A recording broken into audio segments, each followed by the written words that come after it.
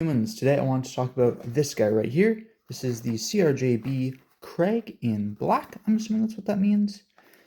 Obviously, being a cjrb, it is made in China. cjrb and its parent company, I'm assuming, Artisan Cutlery, make fairly high quality Chinese manufactured knives inside the plain cardboard box. I like plain cardboard boxes. We have a snack, which is delicious, and a resealable dog poo bag. Let's go. This is actually like a surprisingly thick bag. Like it's thicker than a Ziploc, which I find interesting. Resealable. I don't know if I have a use for it, but if I do, I will be using it. And then here we have the Crag. And then, okay. That's interesting. All right. Is a big cleaver.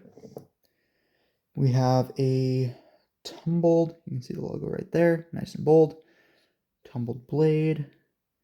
I'm assuming that's a model number, which is weird when you can just put the name on it, but they didn't. AR RPM 9, which is, at this point in time, is the only powder metal, like budget powder metal steel that you ever see. So if you're looking at getting into powder metal steels, it's a really, really good place to start. I think it usually, like, even compared to CPM D2, which is a powder metal version of D2, totally different thing. But even compared to that, I think this is a very budget focused powder metal steel. So if you're looking at getting into powder metal steels, cjrb, who are, I don't know if their company designed it or if they just own the license for the particular blend of steel that is the particular blend that is RPM 9. But they're the only people who can use it, and knives that are manufactured by them are the only ones that can carry it. So you do see a couple of other brands that occasionally have it, but that means that they're using Artisan Cutlery cjrb as a OEM. And then we have this really interesting lock, and that's actually what got me to pick this thing up. It's very, very similar to any other type of like recoil lock. It's actually not that dissimilar, at least in how you use it and how it looks, to like a shark lock, except it goes all the way over to both sides, and you can also use it like you'd use any type of crossbar lock, right? Because it does have a little bit of accent there and a little bit of accent there. I'm assuming that means that they use, oh. All right, I'm gonna have to pull this apart. I don't know if they're gonna be using coils, well, probably not coil springs because there's nothing in the back there that's closed. Oh, would you look at that? So it operates the exact same way that, like, you can see the little lock in there, the bar in there, that's what's interfacing. So I'm assuming it operates the exact same way as a crossbar lock, sort of like the Buck deadbolt lock. No, safe spin lock that they have, which operates exactly like, once you break it down, the actual way that the lock is interfacing with the tang of the blade is the exact same as a axis or crossbar lock, but it has a different mechanism in order to actuate that lock. And this one here is this nice sort of on the spine tab, but you can also use it. It's a little bit awkward to try and pull back on it from the top with the when it's closed, because this one here does have that flipper tab. There aren't very many knives that use a crossbar style lock that have a flipper tab. It's quite uncommon. Usually the action isn't great. Kershaw has one, SOG has a couple, and this is the only other one that I know of that does in fact have one. Out the box, the D10 feels pretty good. It's not like heavy levels of snappy. It feels like a locomotive train, just chugging along, but it is going to get open. I think a lot of that is just how massive the blade is. It's not a very, very thick blade, but it is quite a tall and relatively long blade, which makes it quite heavy. But the flipper tab is really nice. The other thing of note is when you're pulling back on this, it's actually the blade won't close fully. You can actually, gotta position my hand. If I'm pulling back on this, the blade won't close fully because it has to. If I let go of it though, it does. So it's kind of, as soon as it starts moving, but then it doesn't drop fully. Yeah, you got to release it at just the right time, I guess, is the play. But that is by no means world ending. We have black, textured G10, a little bit sharp, very grippy, but not by no means my favorite type of texturing. left-handed pocket holes, which perfectly ambidextrous lock is really, really nice to see. Very, very plain looking pocket clip. It is not recessed, which is unfortunate, but the screws are recessed into it, which is, I guess, a nice touch. It's probably not recessed because then you'd have to cut out a hole on the other side. There's a limit to how much nice looking they're willing to go. Oh, those are so small. This is going to be a T6, isn't it? I'm just doing a quick check. As you can see, T6.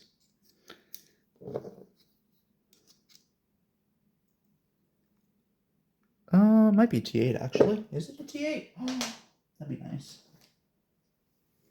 It looks like a T6 just because of how small it is compared to the size of the... But it is in fact a T8. Just to prove it, T8. So that's nice. I'm not going to check the body screws until the review section, until I've actually used it a little bit, but that's pretty cool. Is that a scratch? It is slightly scratched out the box. Either that or it's scratched on something on my desk pad there, but whatever. Yeah, Black G10. You've got this really nice pop of color with that brass pivot collar ring there. I really like that. I think that this is a very attractive knife. I do kind of wish that instead of this like blued steel look, it was also like an anodized brass. Because I'm assuming this isn't actually steel. I'm assuming this is actually aluminum.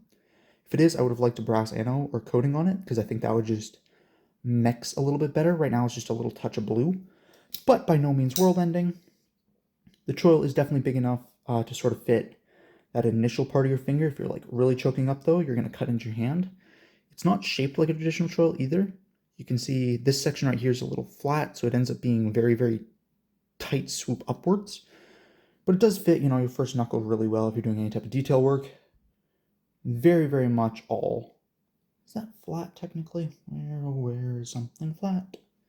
There we go. Okay.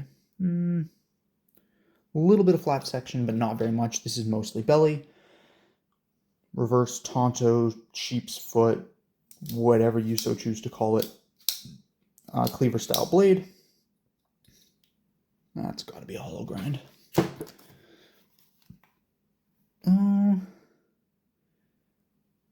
Maybe not.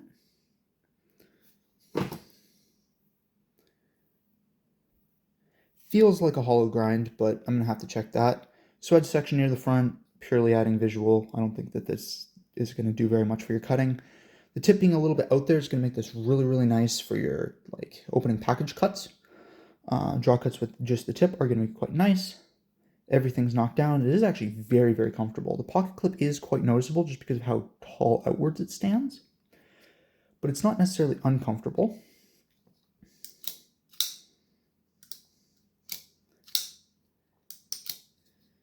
Nor to reverse flick, which is what I'm used to doing with like finger safe locks in general. Either reverse flick or thumb flick, but it is purely, you know, you can use the locked release or you can use the flipper tab.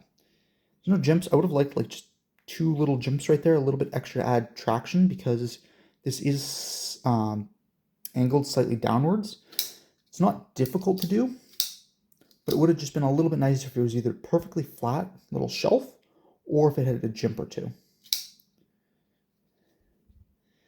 Oh, that's comfortable. All right, let's take a look at the factory edge. Piece of paper.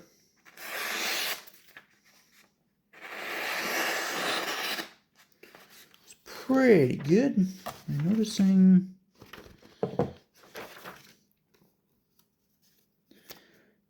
yeah, no lifting, no rolling, nothing like that. Feels very, very clean. Just given how tall this blade is, it's a very, very slicey profile.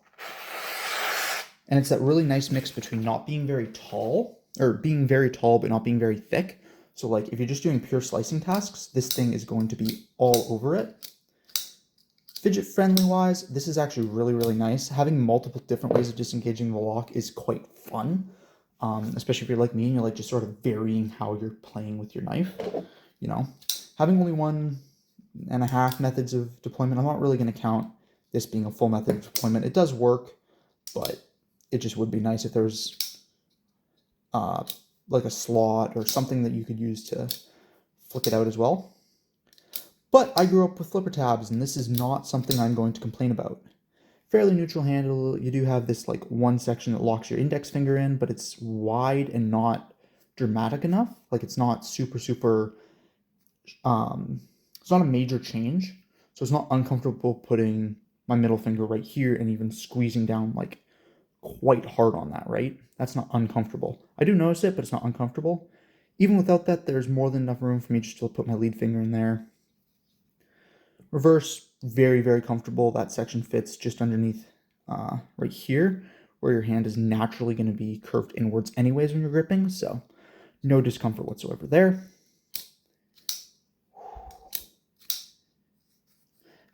I'm not sure. This texture is different. It's not like grabby like it's pulling me in, but it's just kind of like grabbing something covered in sandpaper. That's like a worn down sandpaper. It's not uncomfortable. You're not going to be able to let go of it, but it feels just different. But it's not super aggressive, so I don't mind it all that much. Yeah, I'm going to use this guy for a week-ish, get some cuts in, see. I've never actually played with ARPM 9, so I'm going to get a feel for what this steel is like. I've never really played with any powder metal steels, I don't think. Oh, I have here and there, but not tons. So, yeah, I'm very interested in seeing how this guy holds up. I do like tumbled blade. I will be back in about a week.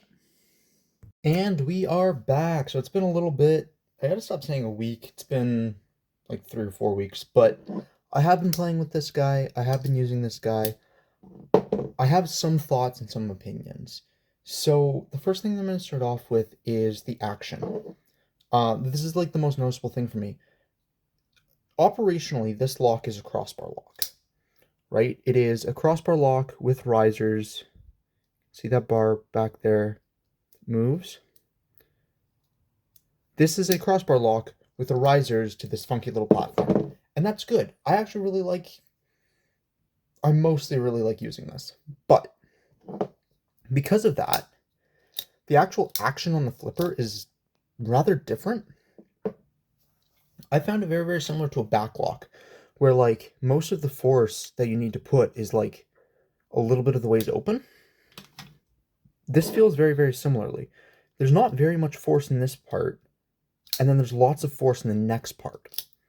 So unlike a typical detent, or even something along the lines of a plunge lock, where there's there's a rather crisp release, this right here is very mushy feeling, but not in the way that a bad detent is. It's just all of your force needs to be applied later, which means if you're used to regular pocket knives, this guy feels very easy to fail, which can get very annoying. The other thing about this lock in particular, and this only happened a couple of times, but it is a fairly major issue in my opinion, so I do feel that it is definitely worth noting, and that is with this lock, when I wasn't choked up, because I didn't particularly like using this knife choked up, if I was putting pressure on the blade with the back of my thumb, I disengaged the locks a couple times like I just demonstrated. I'm not putting force backwards. If I do that, it's very easy. But just straight up pushing force down into the blade, there was twice when it disengaged like that and then fell onto my finger. I wasn't injured. I did get poked a little bit by those, like, they're not super sharp, but they are fairly pointy nubbins right here at the top of the frame. But the fact that I can do this is a catastrophic issue, and the fact that it was happening unintentionally in what I would consider to be a fairly normal use, right? Like I was just pushing through cardboard cuts, and it just that little bit, not a big deal. Again, it only ever happened to me twice. I definitely don't consider it to be like the scariest thing in the world because I don't think it's a very common issue, but it did concern me a little bit when it happened. So I definitely do think it is worth noting. Other thing that I noticed, and this is this modified sheep's foot blade style. I found this tip a lot more accessible than most modified sheep's foots that I've used. Like, by quite a bit. I could actually dig into things and puncture into things fairly easily, which shocked me. And I found quite nice. How tall the blade is just made this thing super slicey, like cardboard, feed bag, stuff like that. Absolutely adored eating into them. It had a little bit of a harder time with wood, I found, when I was doing some wood cutting, but it wasn't too bad. Oh yeah, that's the other thing. If I brace back here instead of on the blade, like if I'm just don't need this much leverage, but I need a little bit of leverage, it's completely a non-issue with the lock disengaging. Pocket clip was good, didn't catch on anything, which is really nice. Fidget factor, because of the weird detent, it took me a little bit to get used to it, but it is actually pretty fun to play with. And having a crossbar lock that you disengage over the top is pretty cool. It feels very much like a poor man's shark lock, where you pull back on it to close. This feels very, very similar to that, which I think is pretty cool. Some size comparisons real quick, and then I want to get into the blade steel. But first, so here it is next to this VV Chevalier and the Wee Banter. As you can see, it is comfortably larger than this Wee Banter and very, very close in size to this VV Chevalier, but it is quite a bit taller. And it has a fairly similar blade thickness. So this thing is even slicerier than this VV Chevalier. And then here it is, next to a Buck 110. As you can see, it is noticeably shorter than the Buck 110, putting this guy comfortably in the middle of average knife territory for me. And a Zippo. As you can see, so yeah, it does fit very, very comfortably in sort of that middle ground for a normal knife, but it's very, very tall. Like you can see, it is the same height as the Zippo. Whoops.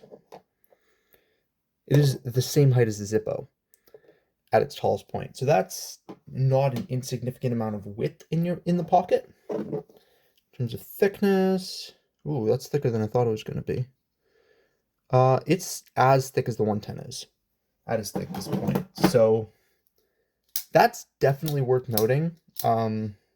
It's dimensionally large in the pocket, and for that, I don't feel you get tons of like extra blade. You get a lot of sliciness, which is pretty nice, and it is a fairly fun fidget factor for an inexpensive knife. Now, the other thing that's super cool about this, being an inexpensive knife, is AR RPM 9 is a powder metal steel, which means that I needed to figure out, one, what this thing was comparable to, and two, I needed to see if I could get any type of feel for it. So through all my research, what I managed to find is that this seems to be a powder metal version of 9CR. 9CR 18 movie, I believe, is the designation. If not, it's on screen. But 9CR, which, very reasonable steel. And in use, it definitely felt similar to a 9CR, but it had a lot more toughness to it than I expected. Edge retention was right on par with 9CR. I didn't test its corrosion resistance, and with like different blade finishes and stuff like that makes such a difference with corrosion resistance. I generally don't feel like that means very much. I mean, my perfect example of this is D2, right? I have D2 knives that are super difficult to keep rust off of just because they're like blasted blades.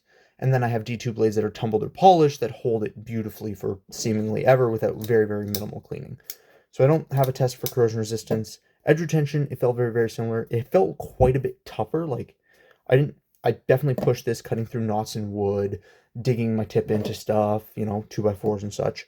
And it definitely felt tougher than 9CR generally does. I'm used to seeing a little bit of chipping and pitting in 9CR if you start doing that type of thing, and like absolutely nothing. You can see there's a couple of spots that have dulled down a little bit, but no chipping, no rolling, nothing like that, which I found quite impressive.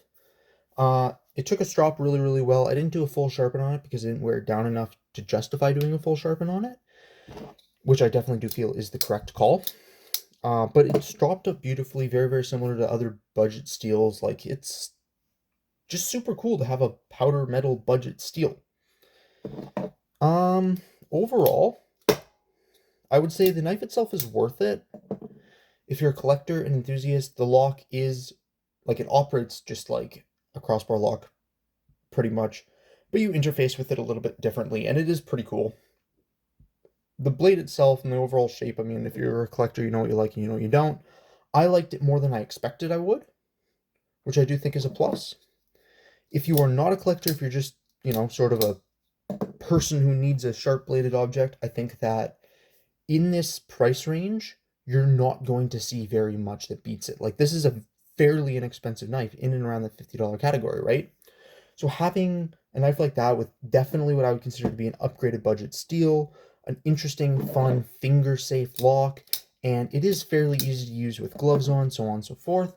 I would consider this to be a good knife, but the biggest issue that I have with this is just the fact that that happened a couple times. And that is a fairly large issue for me personally. Still going to carry it, still enjoy it. The texturing on the G10 is fine. It's kind of whatever. I could take it or leave it. I don't notice it very much. It's super slicey. I really enjoyed that aspect of it. But that slight disengagement just leaves me a little bit less trusting of this in the future, which is kind of sad. Yeah, I think that's all I have to say on this guy. Definitely worth checking out if you are in the market for a new knife. Stay safe and have fun out there. Peace.